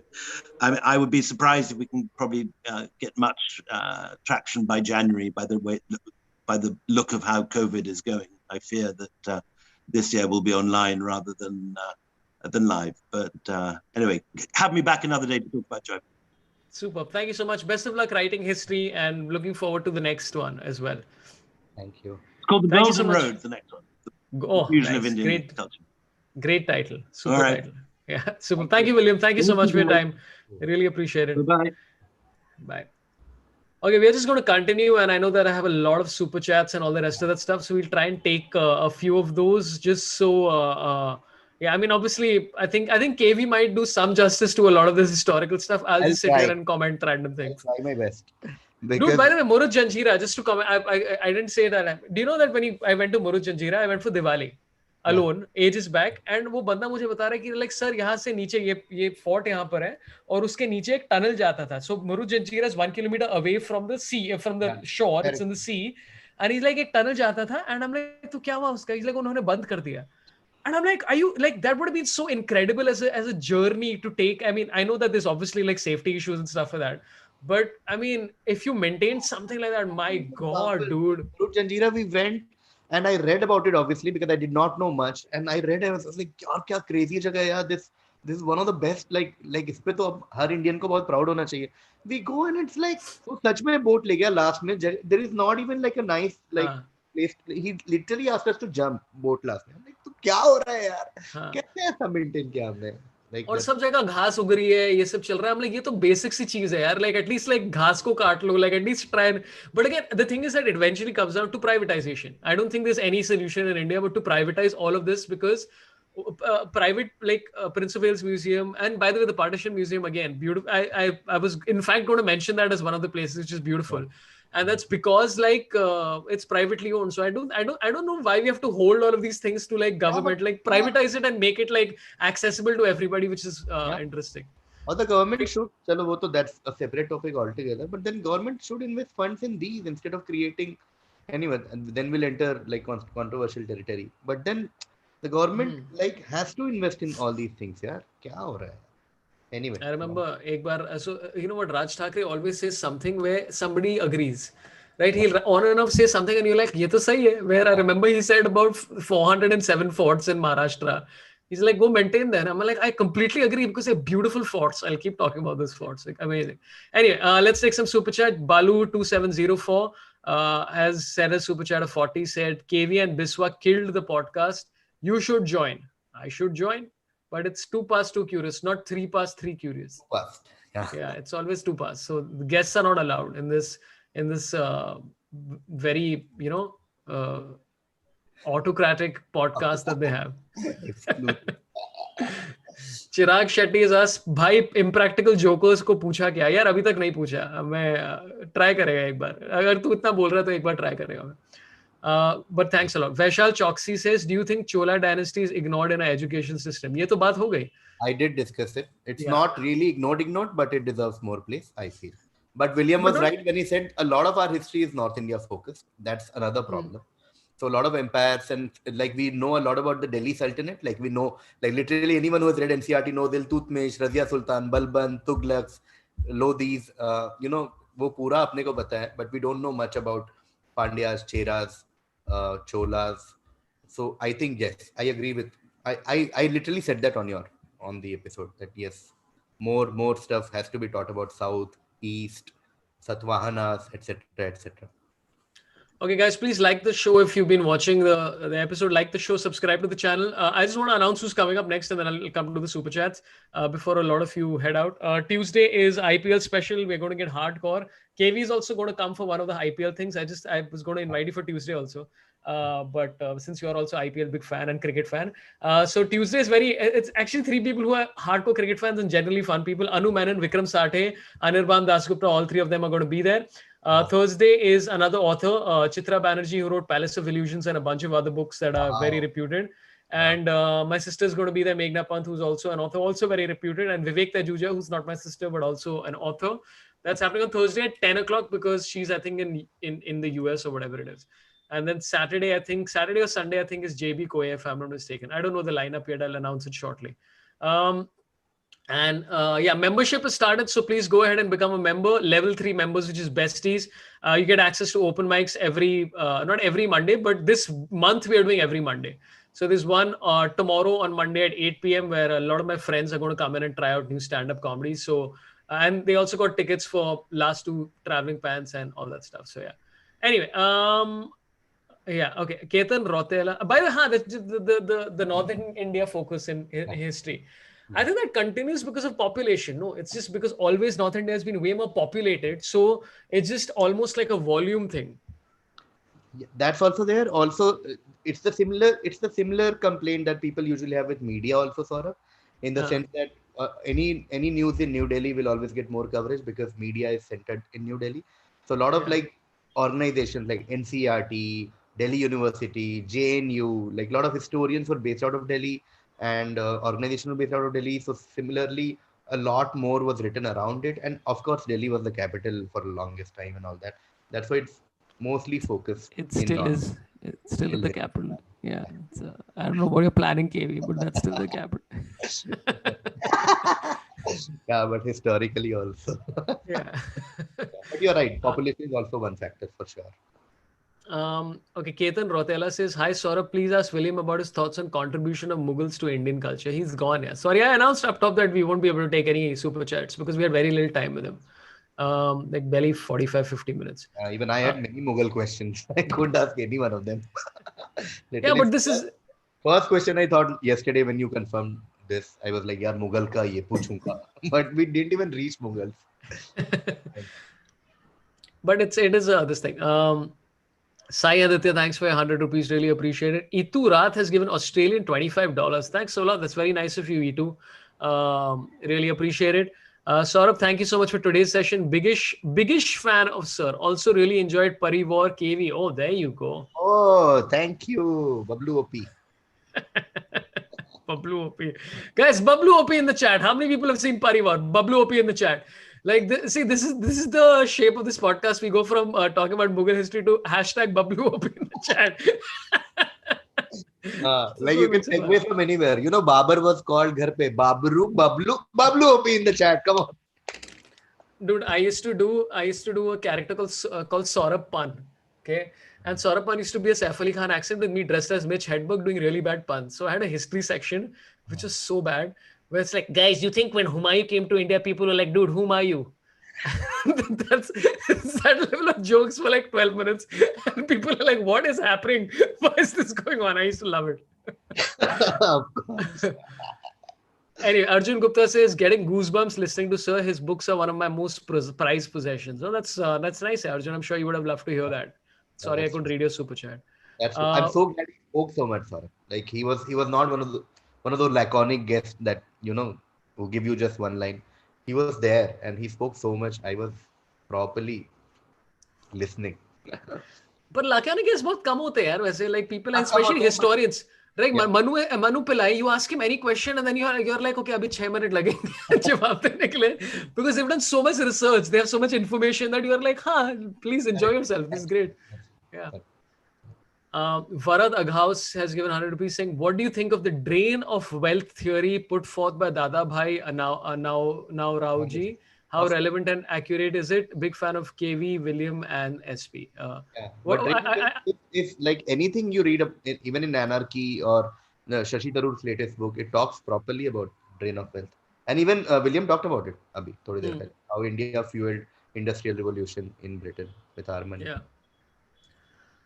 So we did speak about that. Rohit Gondhalekar says, do you think India was ruled by a multinational company for so many years? We in general are averse to privatization of sectors. It's an interesting question, but I don't think कि उतने साल से वही, but it's an interesting question. What do you think? That's actually an interesting question. Yeah. So that's been a theory. That's a legit theory.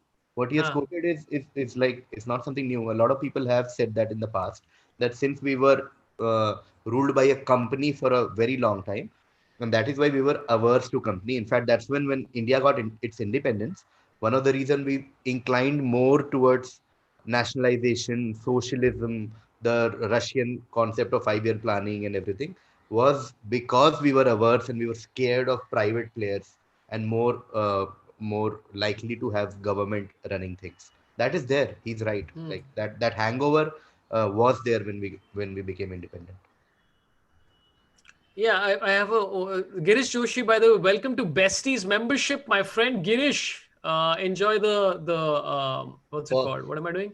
The open mic on Monday at 8 p.m. Also, I'll probably do a members only YouTube live on Friday. By the way, KV, a lot of demand has come for people wanting to talk to you specifically. The members are like, we want to talk to KV. Why are you here? And I'm like, excuse me? How dare you? Let's do one, like whatever you plan. I'll come. What a sweet guy. This is so agreeable fellow you are. You should say nahi main charge lega. But about what you just said about the thing, it's also like I was thinking about this, right? India and Russia are friends primarily because we don't have any borders, right? Like, you know, for a fact that if it was reversed, there's a very high likelihood if Russia was here and China was there, there's a very high likelihood it would be exactly opposite, because both are almost similar in regards to how they deal with border and property and all that stuff. And I think that it's all about, eventually it's about success, right? Russia and when India was getting independence was a successful, and right now it still is. It's not unsuccessful, but it's still a successful experiment. And America with its capitalism had not exactly, it was all in its way, but it hadn't like exploded as much as it did. And friendship and all that stuff. And Raj Kapoor, let's say Raj Kapoor for no reason. So I don't know. That's what he said is what Chanakya's theory is. Like, he has this diagram of like one तुम्हारा एक प्रांत होता है, तुम्हारा state, and then you have a concentric circle, then you have another circle, then you have another circle, and Chanakya has this entire theory of you, enemy, friend, ऐसा करके. So your border country will always be your enemy, and the country after that will be your friend, and so on. That's his entire theory. It's beautiful. That's damn So, true though, man. so like Pakistan will be your enemy, but Iran you'll be fine with. You know, Huh. like ऐसे कर करके. It's nice. And you have to be, because you're like, that's damn funny, man. Where did you read about Chanakya? I've been wanting to read a book about Chanakya for a really long time. Oh, I haven't read a book as such. Like not one book, just here and there. Acha. Like, I mean, I can't think of a book on Chanakya, but Chanakya Niti I've read, like that small book. हाँ, जो हर stall पे होता है, चाणक्य नीति करके. That has. वो पढ़ना चाहिए एक बार. Rajat, anyone knows any books on Chanakya? Please recommend. I'd love to read a book on a detailed book on Chanakya. Rajat Shah 18. My friend Rajat Shah, how are you doing, my friend? Is given 400 rupees saying, good morning to all. What an amazing and informative life this has been with Mr. Dalrymple. Shout out to one of my favorites, ... KV. Please. Oh, dude, this has happened organically. Please come for Sorabh's members live Zoom one day. This has happened. Purushottam OP. Who's Purushottam? Purushottam. Is this something? Oh, Purushottam is a Parivar reference, I think. Yeah. Oh, acha. It's the thing I like. Yeah. It's a small thing where you haven't watched it, so I don't want to reveal. It's a small joke which you will love as a comedian. You will know it's improvised. You know it was done on set. You will be like, okay. यार उसका vibe ही अलग है ना. Like, I mean, I don't know if this happens to you as an actor. I mean, because you've acted in so many web series.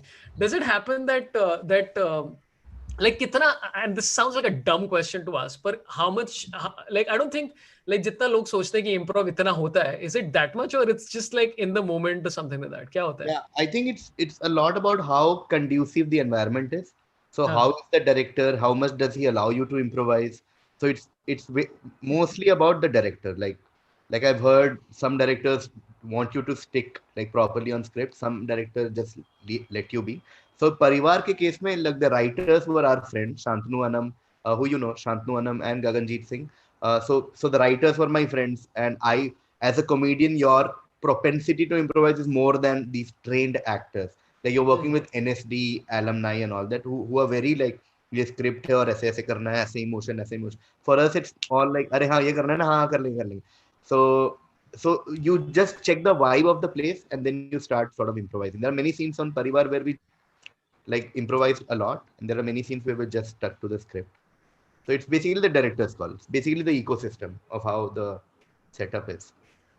यार तो एक बार बता, I mean, like having worked with quite a few directors. So in Loot Case, what I really liked about Loot Case was the timing.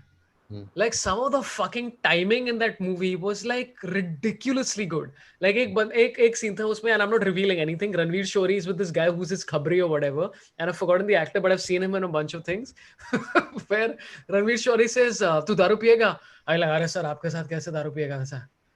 And then he just takes a pause, like, पर पिएगा ना. It's such a simple line, but the timing, the way that guy delivered it, I was like, this is fucking hilarious. And even Ranveer has a couple of lines where I'm like, the timing is just immaculate, and that's what I liked. Was it like that with this particular one? Yeah, it happens. I think it happens at two stages. One is when you know, like, say you and I are acting, or Rahul and I are acting.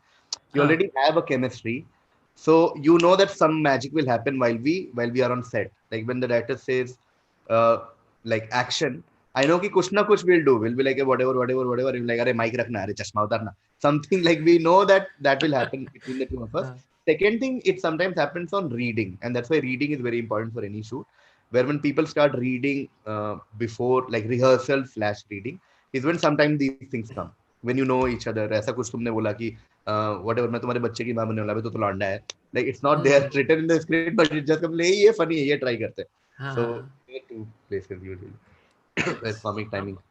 I'm actually looking forward. I'm going to see it. I'm going to start seeing it today. Okay, Sai Aditya has given 100 rupees saying, love your work, sir. Can you talk about in Xanadu your walking experience from Jerusalem to China? Do you think it's possible in future? Oh, he's already gone, but that would have been an interesting conversation. But sorry, Sai, we just were not taking any super chat questions today because very little time with him. It's one of his. Bolna, you're saying something? No, I was saying In Xanadu is one of his earliest books, I think. Acha. Yeah, I think late 90s. Extremely Average has given Australian $5. Thanks a lot. Appreciate it. Thanks a lot, Extremely Average. That is not an extremely average donation. It's above average. Why do you think the influence of India has been reduced to just Bollywood given the historical accomplishments, speaking in relative terms, of course? But it is a bigger thing, no? What do you think of this question? I think one way to look at this question is whatever you as a country or as a nation sort of spread and project outside, and it Hmm. also is about the entrepreneurial nature of people who are working behind the scene. So India mein movies NRIs went and the Indian directors know that they are their audience, so they have spread out. Hmm. Similarly, if you cricket, like BCCI ऐसा कर रहा है, and if cricket is spreading all over the world because of them. Similarly, अगर whatever else you want to be spread, you have to have some sort of an entrepreneurial push behind it to spread it. You can't just get up one morning and be like, India का history क्यों नहीं दुनिया में लोगों को पता है? ऐसे नहीं होगा. Hmm. That's not how world works. Government cannot start funding tomorrow and just create one Indian history thing all over the world. People will know about history. People will watch Lagan and they'll be like, oh, okay. Hmm. Cricket. People will watch Gandhi and they'll be like, oh, this Gandhi was the guy in India. Okay. So you have to make it interesting, palatable for the whole world, consumable to like make it work. Just like Bollywood is. लोग देख रहे हैं. उनको पता है India में ऐसा movies बनता है where people dance, people sing. And that's my reaction. Yeah, but also like I think, I mean, like it's not Bollywood's responsibility to like take shoulders of everything, including being part of drug cartels. Like they're like, like I'm just saying everything is not Bollywood. And Yeah. again, I know that I am accused of this as well, which is that, and it's a fair accusation of saying that everything you can't blame on news and WhatsApp.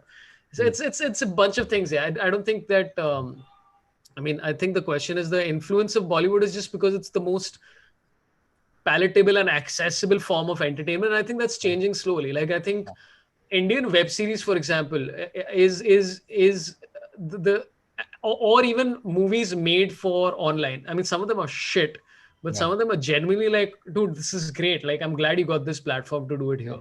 Yeah. So I think it's changing, and I It's think like we are going to saying see for more us, and more experimental it's stuff. like whoever asked it or whoever is watching the stream from India right now, how much do we know about, say, Colombia? We Hmm. know it because of Narcos.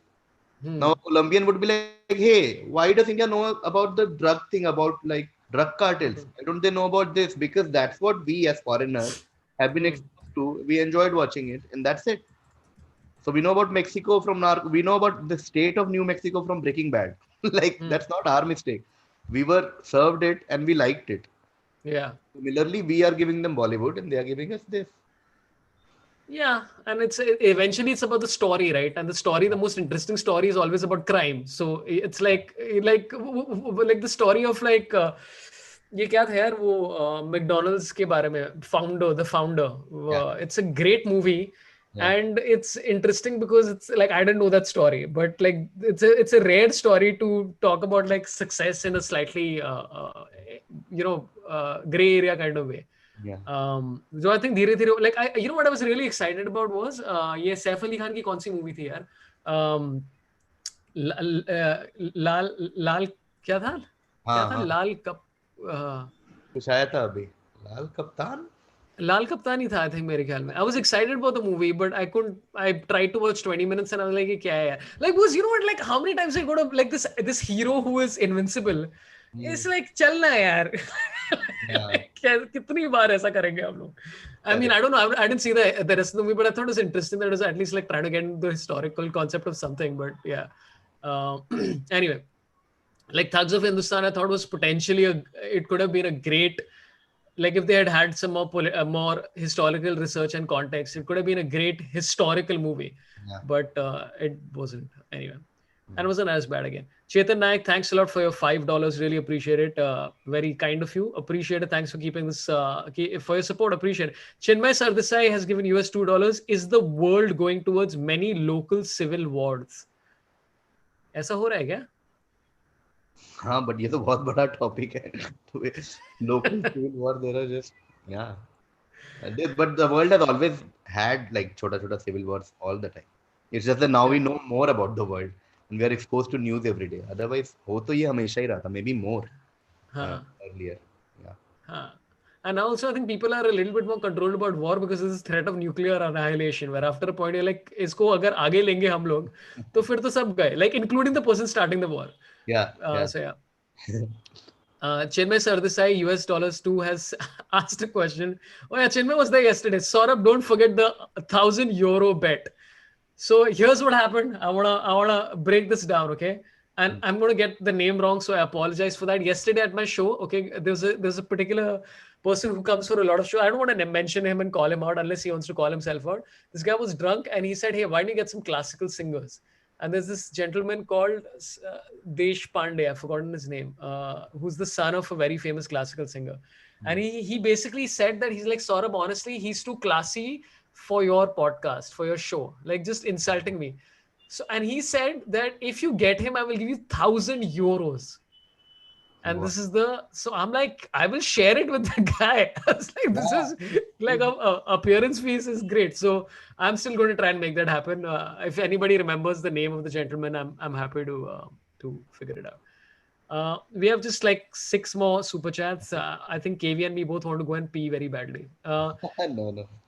Krishna Teja Vunava says, KV, can you start a history enthu group on Facebook or Discord so that birds of a feather can flock together and try and create a support/pressure group? Too much effort. Yeah, just read, guys. That's the best way to have anything. हमें और काम मत दो, please. We don't want to work anymore. बहुत मुश्किल से ये सब भी बहुत एफर्ट मार के हो रहा है. लॉकडाउन नहीं होता तो ये भी नहीं कर रहे होते. तो just like I don't know. Just keep reading, guys. That's the best way. Akhil Pisharodi asks, सब केवी अब तक YouTube टिक नहीं मिला क्या? तेरा YouTube टिक अभी तक नहीं हुआ क्या? Random chicken bum का?